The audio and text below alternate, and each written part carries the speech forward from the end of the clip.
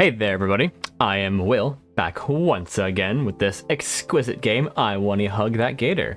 If you have seen any of the previous videos, please like and subscribe this video, and if you haven't, go watch them. They're pretty good.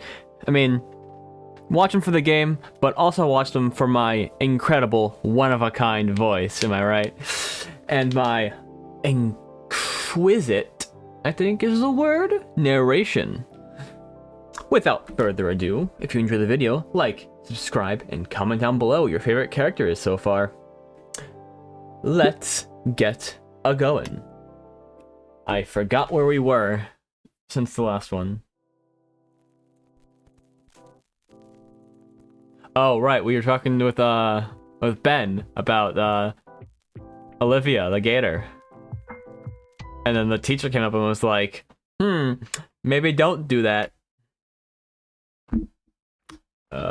History class. The one class that I never fully got. Walking into history class for the first time, and it's about what I expected to look like. Pictures of historical figures, small relics from various regions, and cartography of the Earth during its stages of the continental drift. Though, I noticed that there's a distinct lack of teacher in the class. Maybe must be finishing up their lunch, I assume. Well, better get a good seat now before they're all taken. Eeny, meeny, miny, this one. I settle myself into my chosen desk and pull out my history book and notebook, along with a pencil. As the classroom fills with more and more students, it becomes a blur of vibrant scales. A few minutes pass, and I'm still wondering where the teacher is. Uh-oh. The suddenness of the door slamming open stops any and all noise. It's quite enough to hear a pin drop. The figure walks into the classroom and I knew it! I knew it the second the door slammed open and everyone shut up. I knew it! Oh, sweet heaven, no. He stands there and stares down at everyone menacingly. He's the history teacher too? This is interesting because I also had a coach who was also the teacher at the school, which is pretty interesting how common that is. Oh, never mind. Oh my, okay. Okay, I was gonna... Thanks for walking into my classroom, Solly. Of course, Miss Prockling. Oh, thank Raptor Jesus he isn't our teacher. The Raptor woman adjusts her glasses as she scans around the room before looking at the paper in her hands. Looks like we have some late arrivals, but let's get down to business. I know I introduced myself yesterday, but for any of those who weren't here... Her momentary glance at me makes me believe Solly told her about my absence. My name is Miss Prockling, and this is history class. In this course, we will be learning about the history of our primeval ancestors and their advancements through history. You can even say that it'll be like going back in time. Doesn't that sound exciting? Despite her admittedly forced enthusiasm, everyone in the classroom responds with an uninterested murmuring. Not sure why, though. This all sounds exciting. She walks over to her desk and places down her pile of folders before flipping open her own special version of her history book. With a click of a button, she also turns on the projector and reveals a prepared slideshow of today's lecture. To learn about the extensive history of Saurians and their culture is something I yearned for.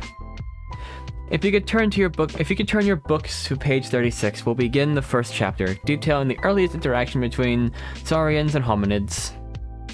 Ooh, that sounds interesting. ...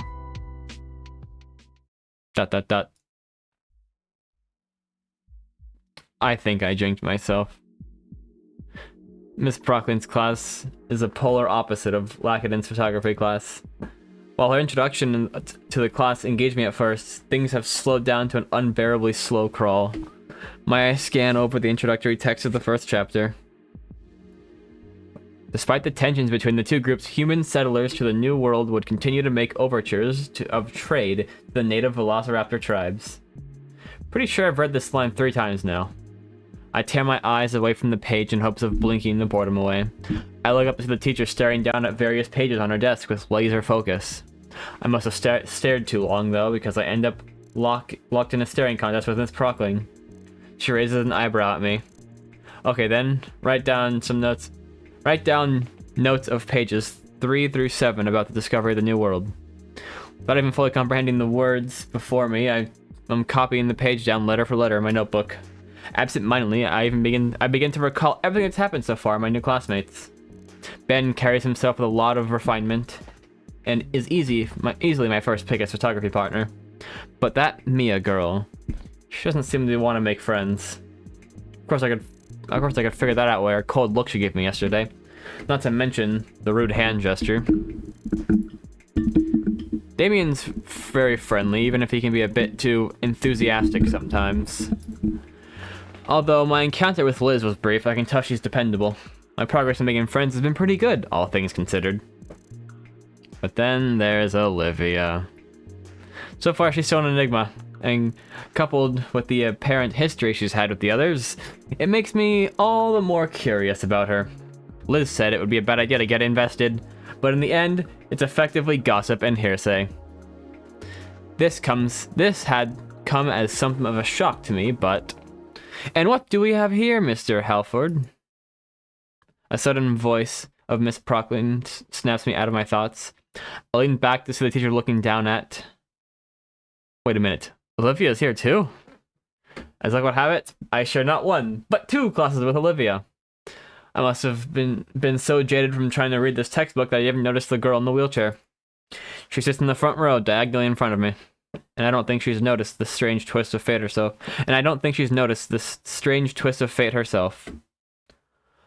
Only on the second day of the school year and already doodling in class again. Uh-oh. She proceeds to pick up the piece of paper from Olivia's desk. She looks between the drawing. She looks like she's been drawing on it, though I can't tell where they are from where I'm sitting. Listen, Olivia, I know history isn't the most exciting subject to learn, but could you at least pretend that you're taking notes? The only response I hear from Olivia is a heavy sigh before leaning her head back down. While the teacher returns to skulking around the room, Olivia hunches over her notebook. Although, I don't think those are notes she's taking. Nah, no one would do something like that with a totalitarian teacher patrolling the room. It's an attempt to get all of us to focus, but I'm fighting a losing battle to keep my eyelids from shutting. My jaw is clenched tight to suppress the loud yawn building inside, even as Miss Prockling skulks right past me. Just before my drowsiness can overtake me, though, I notice minute movement in the corner of my eye. One of my classmates glances up at the teacher, whose eyes are roving around the opposite side of the classroom, and down to scribble something. The paper is unfolded into a neat note, and I watch as the next person carefully unfolds the sheet and also scribbles on it before folding and passing it along again. Curiosity thoroughly piqued, I await anxiously in my seat for the paper to get to me. It's a dangerous game passing notes along so Prockling doesn't see. If I'm participating, doesn't that make me a slacker? The student to my side makes his move to toss the note over to me. But Miss Prockling starts turning around right then. He flinches and drops the hot potato on my desk in a flash. I nearly slam my own paper over the paper to cover it from sight. Miss Prockling continues to lecture about how raptors and humans eventually started to get along because they traded narcotic leaves or something like that. And as you can see on the board here, now. I lift my paper and luckily there's space left. For what everyone else has drawn, a not so solid attempt at a race car. Rough sketches of some eyes, bunch of doodles, names in various stylized fonts that I could only be described as graffiti, and of course, it's not high school if someone hasn't drawn a penis. Miss Prockling with the stink line coming off of her. Yeesh, better not get caught with this. That being said, I'm drawing a blank. What should I draw? I don't exactly doodle every day. Drawing stuff for others is a nice gesture. Maybe I'll try to break the ice a bit. Although, I don't really know anything about her. Hey, you can't have to try though, yeah? I can think of a few things to sketch about her. Let's see. Oh, ah, ah, ah! How's this? What? What?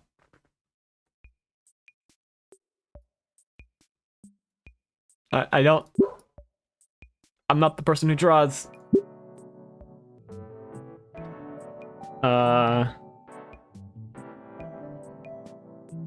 I don't know how to draw it.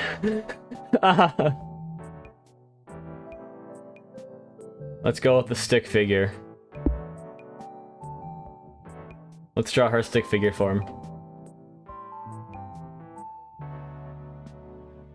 Alright, there's her. Wheelchair.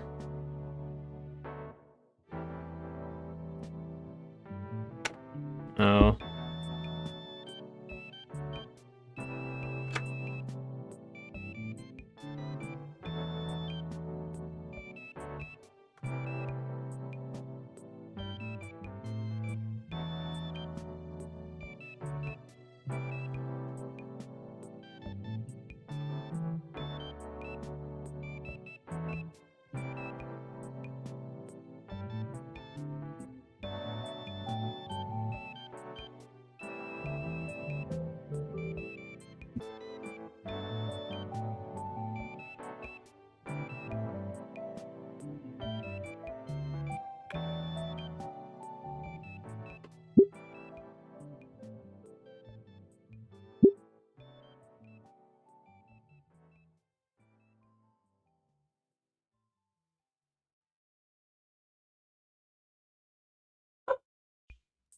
Ah, stupid dogs in the background.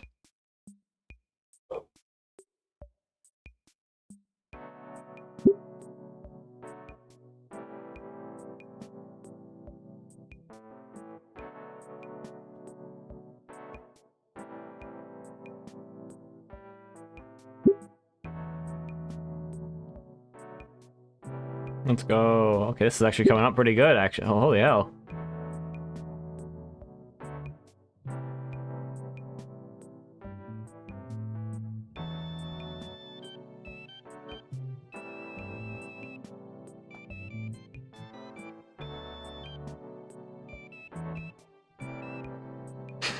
This is actually freaking. I'm screenshotting this. What the hell?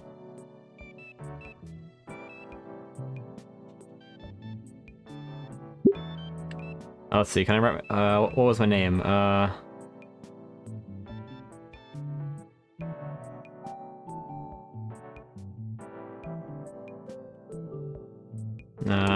that's a bit weird. Nope, that's an M. Bingo.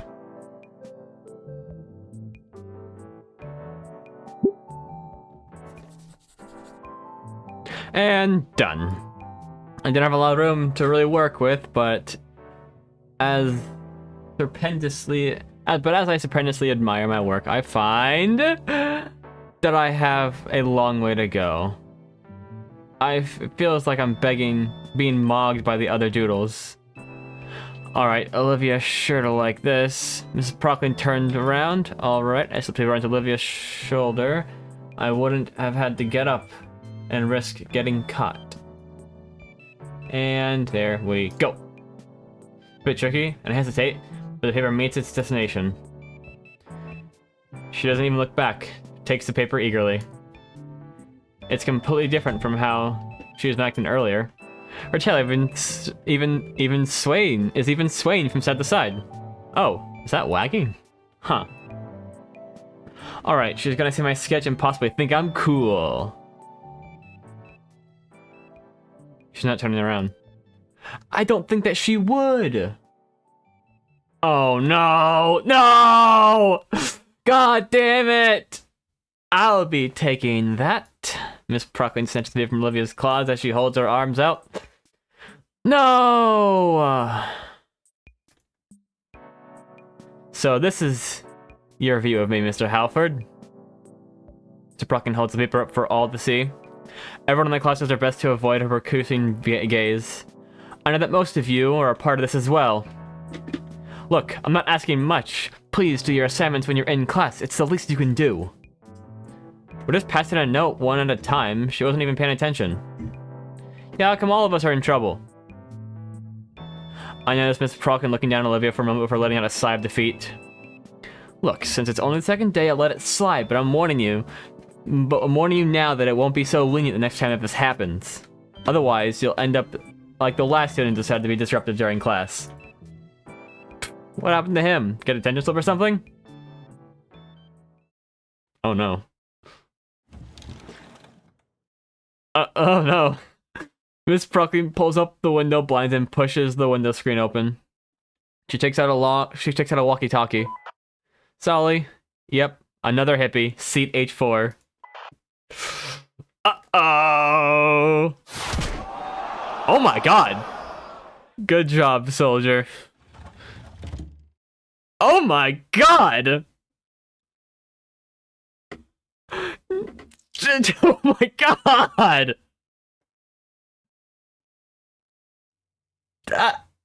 Now, if we can, let's continue. We're on the second floor. I sink back into my seat and continue riding, mainly out of unadulterated fear of experiencing the same wrath from the teacher. Man, now I felt guilty for Olivia. I was the one that passed to her the note after all. Maybe I shouldn't have tried. Well, I can always apologize after class. Miss Prockin places the note and continues with her lecture for another half an hour. With 10 minutes of class left, I see Miss Prockin look at the clock above the door. I then notice Olivia grabbing her attention, as if she knew what she's already been going to say. No. I then notice Olivia grabbing her attention, and as if she knew what she was already going to say, the teacher nods her head. Olivia grabs her notebook, shoves her things into it, and in silence she wheels herself out the door, opens it, and rolls on out. Teacher must have noticed me watching her leave. Accommodations. Well, there goes my chance of saying sorry to her. Feeling defeated, I set to focus on writing down my notes for the rest of the time left. Although, I do wonder. She must have noticed my doodle. Did she just ignore it then? Class comes and goes, and I head back home on the metro. Oh, hey, we're back here. Nice. Another day, another dollar. Though this time, I pass on the mini breakfast burritos. After how bad they messed me up during PE yesterday, I don't want my stomach to endure that torture again.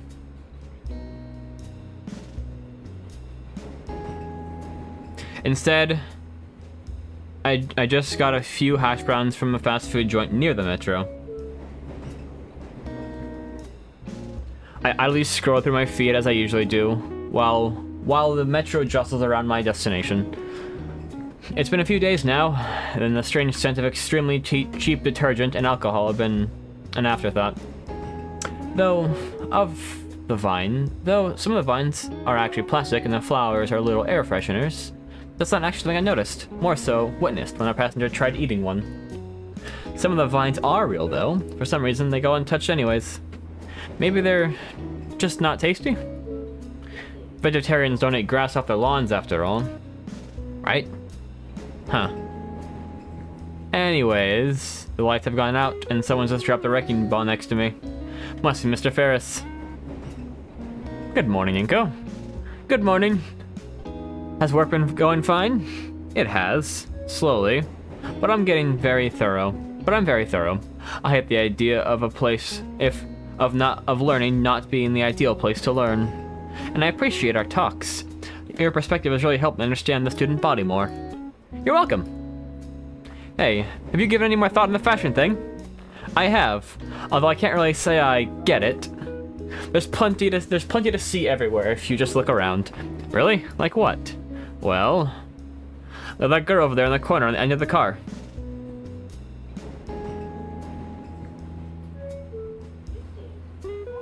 It's rather revealing. I don't think that's really for me. I love my wife. I just mean it as an example. Well, there's an event coming up. I could see about trying something new. What would you recommend? It's a good question. What would be good to use here? My inner eye, I conceptualize the coolest possible Ferris. Fresh machine is going full throttle. First, sunglasses. Oh my god. His eyes may be a little too far apart for that. However, beanie. Moving on. Big guns, fresh jacket. Oh my god, what in the hell? There we go. The coolest possible Ferris. Mr. Nito? Sorry, just thinking. Why don't you start with...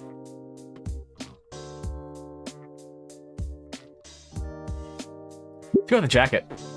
Really? Now? Those all sound rather expensive. Yeah, they are. You know what? You could try a gold chain as a necklace. A what? Yeah, just make sure it's appropriately sized so it doesn't look silly. I'm sure that would go a long way, and they're pretty cheap to get. Well, alright, I'll take your word for it. We sure talk about fashion a lot, though. Is that really everything? Is that really all everything's about these days? Oh, of course not. What do you want to know about? What's YOLO mean? I've heard the term thrown around recently. That was like 5 years ago. Oh. Mr. Ferris and I talk more about contemporary urban slang until we arrive at our stop.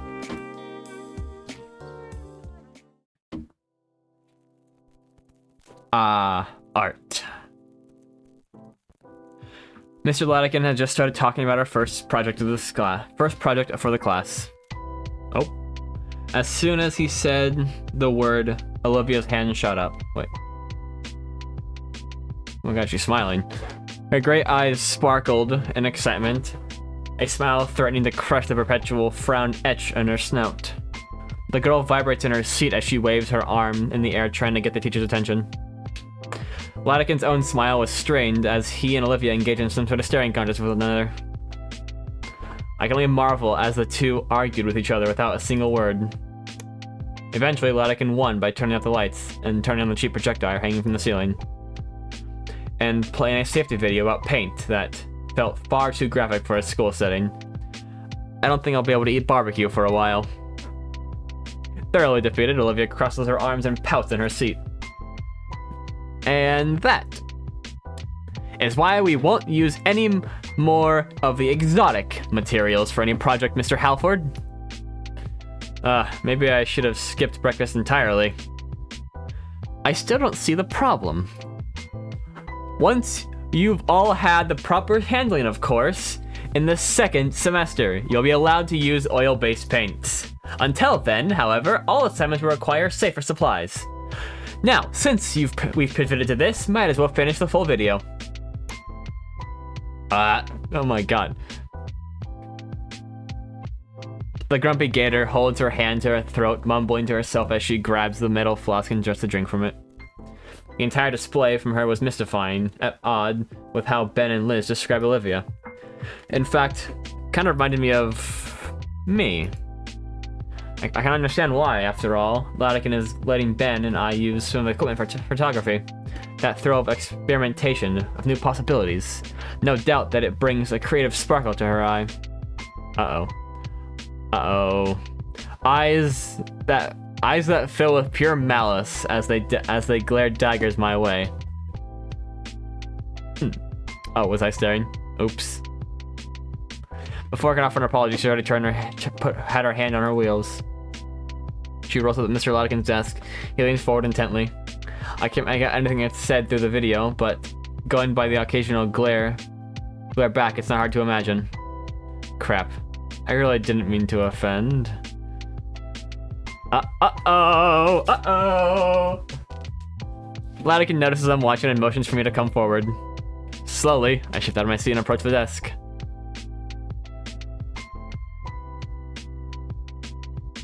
And that is where we're going to leave off the video. I hope you all enjoyed. Just a little cliffhanger for everyone. If you liked the video, please leave a like and subscribe. And leave a comment down below what you are expecting to happen in the next one with this interaction. I hope you all have a wonderful day. And I hope you have more wonderful days. Have a good day. Bye-bye.